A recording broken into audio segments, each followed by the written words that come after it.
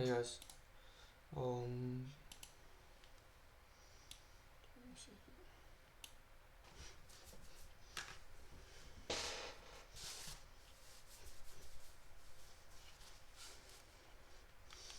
to trading recap number 2.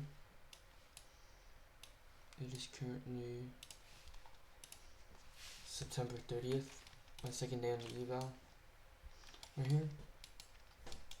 Alright. 9//25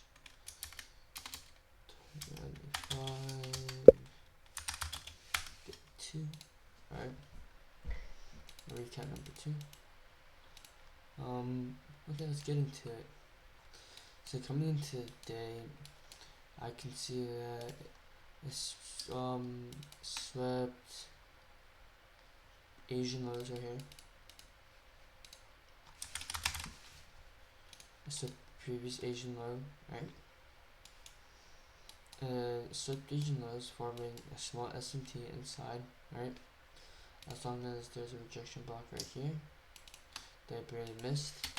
After SMT formed, I scaled down to the 1 minute, right?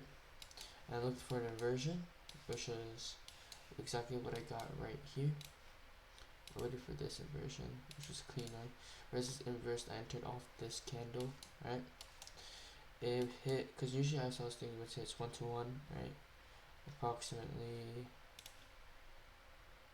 16 points, right? I moved my stops to break even, would be kind of a bad decision. Could have hit all the way, but ended up hitting break even, which is okay. I followed my rules. Once it hits 1 to 1, move stops to break even, right? So that's the first trade done, the break even trade. Second trade was definitely off right here. It was off a rejection block, right? Okay. Rejection block into a 5 minute inversion. Hold on. What's 5 minute inversion, right? Yeah. Rejection block into a 5 minute inversion. I entered a little bit late on this candle. Right? Hit the rejection block, the 5 minute inversion. And then I targeted the 0.5 of this 1 hour. This 1 hour rejection block right here with this candle, right? The 0.5. End up targeting that, but if we can see here, off that 0.5, right, of the rejection block, it ended up coming up and almost hitting all the way down back to up. We had break even around like 200 something. Like I think 250 back at break even right here. So make sure to hit 250 ticks. I was leveraging 2 cons. I was risking about 750. 1 to 1.89, which was if you trade. But after it hit this hourly rejection block, I was like, okay, maybe we wanted to move lower, right? After it hit that, right, what I realized that, okay, this gap inversed, right? I'm gonna entry out this inversion. I got a late entry, right? And then off the inversion, right? It's a little bit, not that late. I probably could have got a better entry. But end up going right here. Huge retrace. This 53 because I was risking 2 cons. Maybe my stop should have been bigger, but this was above the 5 minute gap. Retrace the gap. Down back down. This gap was holding really strong. I think there's S&T gap also.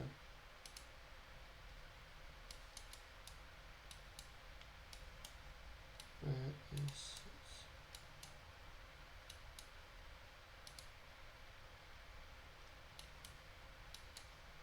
what time is this? 9 o'clock. 9 market open. Let's see what market open.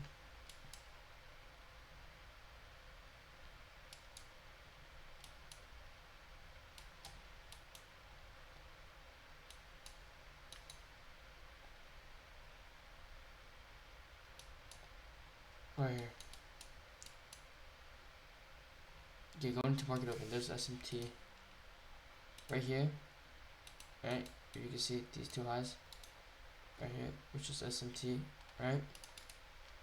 And then you can see if we go back to that time zone, right, which is approximately right back here. This was lower than this right here.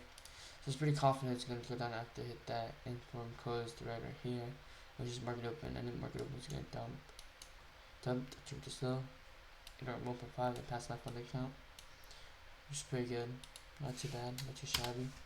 So I'm on the swim funded right now. I haven't taken any trades yet. I'm still funded.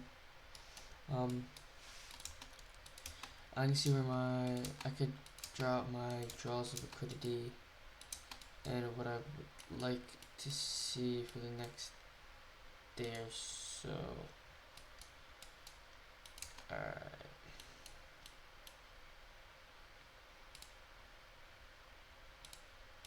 Let's go 1 hour. Alright. Okay.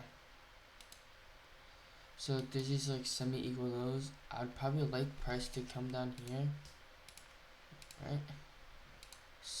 And hit this point too. I would set a limit order. I think a pump and sweep some type of high. But I would like price to come down to this point to standard deviation off this breaker block right here. 4 hour order block right here. That'd be great. It's a daily gap, right? No, it's not a daily gap. It's not even a 1 hour gap, it's like a breaker block. But I'd like to see price to come down there and then launch back up to previous session high, which it probably it's this previous session high. Maybe London highs, mostly though. But pretty much that is it, bro.